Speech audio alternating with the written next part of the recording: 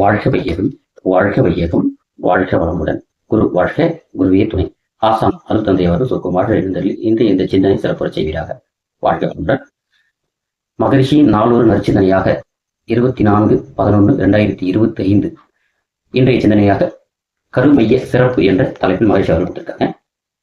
வேளாண் விண் துகள்கள், கோள்கள், உயிர் வகைகள் அனைத்திலும் மனிதனிடம் அமைந்துள்ள கருமையும் எல்லையற்ற ஆற்றலுடையது. மொழி வழியில் இதனை சூப்பர் கம்ப்யூட்டர் சிப் எனலாம். எங்கு ஒரு துளி மழை பெய்தாலும் அது நிலத்தில் விழுந்து சிறு ஓடையாகி ஆறாகி கடலில் கலந்து விடுவது போல் பேரியக்க மண்டலத்தில் ஆதிநிலை முதல் பரமாணு பஞ்சபூதங்கள், பஞ்ச தன்மாத்திரை அண்டங்கள், ஓரறிவு முதல் 6 அறிவு வரையிலான உயிரினங்கள், மனிதன் வரையில் நடைபெற்ற எல்லா இயக்கங்களும் காந்த அலைகளே. ஆதலால் அவை அனைத்தும் இறுகிய பதிவுகளாக தொடர்ந்து வந்து மனிதனிடம் இருப்பாற்றலாக உள்ளன. எனவே அருவமான எல்லையற்ற இரையாற்றலில் அலை வடிவிலான இயக்கங்கள் அனைத்தும் உருவம் தோற்றங்களில் சிறப்பான மனிதனின் உள்ள கருமையத்தில் அடங்கியுள்ளன. எனவே மனிதனிடம் அமைந்துள்ள கருமையும் இறை நிலையின் பேரியக்க மண்டலம் பரிணாம ரகசியங்கள் அனைத்தும் அடங்கிய சூப்பர் கம்ப்யூட்டர் சிப் என்று கொள்ளலாம். இத்தகைய இயக்க பதிவுகள் அவ்வப்போது பேரியக்க மண்டலம் விரிவான தொடர்பாக இருப்பது போன்று ஆதி நிலையிலிருந்து பரிணாம தொடராகவும் தொடர்ந்து வந்து கொண்டிருக்கின்றன. இத்தகைய கருமையும் தாம் மனிதனின் அறிவுக்கும் மனதுக்கும் இருப்பிடமாக இயக்க களமாகவும் உள்ளது. வாழ்க வளமுடன். தந்தை தாய் ஈருயிரும் ஒன்று சேர்ந்து தடைத்தொரு உடலாய் உலகில் வந்தேன். அந்த ஈருயிர் வினைகள் அறமும் மற்றும் அறித்த பதிவுகள் அத்தனையும் என் சொத்தாச்சு. முன்வினை அறிவித்து எல்லையில்லா மெய்ப்பொருளை அடைவதற்கு வந்த ஒரு உதவி, ஒரு உயிரின் சேர்க்கை. வணங்கி வாழ்வோம். வாழ்க வளமுடன். இந்த பிரபஞ்ச தோற்றங்களை அனைத்தும் ஓரறிவு முதல் 6 அறிவு மனிதன் வரை அலை வடிவில் பதிவாக பெற்றதே மனிதனின் கருமையும் மூலாதாரம், ஆன்மா என்று எடுத்துரைக்கிறார் நமது ஆசான் அருத்தந்தை அவர்கள். இதையே சூப்பர் கம்ப்யூட்டர் சிப் என்று சொல்கிறார். கருமையத்தின் மறுபெயரே அழிவற்ற ஆன்மா என்று சொல்லப்படுகிறது. புலன்களை கொண்டு நாம் ஆற்றும் எண்ணம், சொல், செயல், விளைவு யாவும் வழுவாது அளித்துக் கொண்டிருக்கும் இறை நீதியே நமது கருமையும். கரு என்றால் இறைநிலை ஆகும்.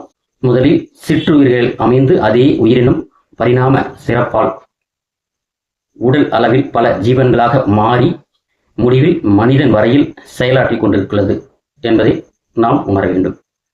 வித்து மையும், உயிர் மையும், ஜீவகாந்த மையும் மூன்றும் இணைந்து ஒன்றை மற்றொன்று காத்தும் உதவியும் இயங்கும் ஒரு இயற்கை நியதியே கருமையும் ஆகும். அப்போ எண்ணம் போல் வாழ்க்கை என்று சொல்வார்கள். அப்போ நம்ம கருமையத்தை நாம் உணரணும்னா முதலாவது எண்ணம், சொல், செயல் இதை நாம் உணர வேண்டும். அப்போதான் நம்ம என்ன எண்ணுகிறோமோ, என்ன செய்கிறோமோ இந்த பொறி புலன்கள் கொண்டு நாம் ஆற்றும் அத்தனை செயல்களும் பதிவாக பிறந்தது முதல் நமது 3 வயது முதல் இன்று வரை நாம் ஆற்றும் செயல்களும் நமது முன்னோர்களின் அவர்கள் ஆற்றிய நற்செயல்கள் அனைத்து செயல்களும் நம்மிடம் பதிவாக பெற்றிருப்பதை நாம் உணர வேண்டும். நன்றும் தீதும் பிறர் தர வாராதுன்னு சொல்லுவாங்க. அப்போ இது ஒன்றும் இங்க யார் கொடுத்து நமக்கு இது வரல, நம்முடைய வினைப்பதிவுகள் தான் நம்ம இங்கே ஆற்றுகின்ற செயல்கள் அனைத்தும் அப்படின்றத நாம புரிஞ்சுக்கணுங்க. இப்ப தன்வினை தன்னை சுடும், ஓட்டப்பொன் வீட்டை சுடும் என்று பட்டினத்தார் அவர்கள் குறிப்பிட்டிருக்கிறார். அப்போ நம்ம இந்த கருமைய தூய்மையை பேணி காக்க வேண்டும். அதனுடைய சிறப்பை நாம் உணர வேண்டும் என்றால் எங்கு வர வேண்டும்? நமது ஆசான் அவர்கள் வகுத்து கொடுத்துள்ள மனவளக்கலை என்ற சிறப்புமிக்க வேதாத்திரியம் என்னும் அந்த சத் சங்கத்தில் தான் நமக்கு இவை அனைத்தும் உணர முடியும். எப்படி?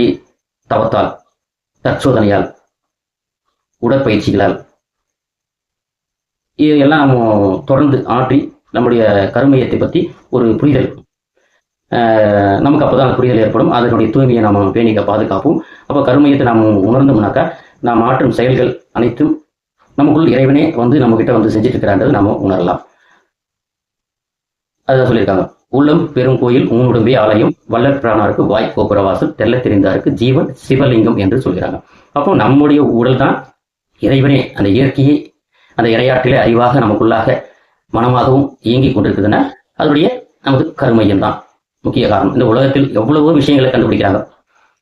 ஆனா இதெல்லாம் இருப்பாக இருந்த ஒன்றுதான் மனிதனின் கருமையத்திலிருந்து ஒவ்வொரு மனிதனும் அதை கண்டுபிடித்து இந்த சமுதாயத்துக்கு எவ்வளவோ மாற்றங்களை நமக்கு ஏற்படுத்தி கொடுத்துருக்காங்க. நாம் இப்போ இந்த அனுபவித்துக் கொண்டிருக்கிற அத்தனையுமே எங்கிருந்து வந்து சொல்ல மனித இனம் கண்டுபிடித்து கொடுத்த ஒரு விஷயங்கள் தான் நமக்கு இது வந்து இப்போ நம்ம எல்லாத்தையும் அனுபவிக்கிறது. அப்போ இந்த பிரபஞ்சமே எப்படி இயங்கிக் கொண்டிருக்குன்னு சொல்லணும்னாக்கா இந்த காந்த ஆற்றல் தத்துவம் அதான் சொன்னாங்க. கடவுள் நிலையை அறிய வேண்டும் என்றால் காந்த நிலையை நாம் அறிய வேண்டும் என்று சொல்லார்கள் ஐயா. அதை நம்ம காந்த தத்துவத்தை நாம் உணர்ந்து கொண்டு வந்தால் நமக்கு அது புலப்படும். ஒவ்வொரு செயலும் நமது உறுப்புகளில் பதிவுகிறது. நாம் ஆற்றும் செயல்கள் அத்தனையும் அதே மூலையில் சிறு புள்ளியாகவும் நம்முடைய மூலாதாரத்தில் கருமையம் என்று சொல்லக்கூடிய இடத்தில் அலை வடிவிலும் ஜீவகாந்த அலையாக என்றும் எப்படி சொல்றது அழிவற்றது.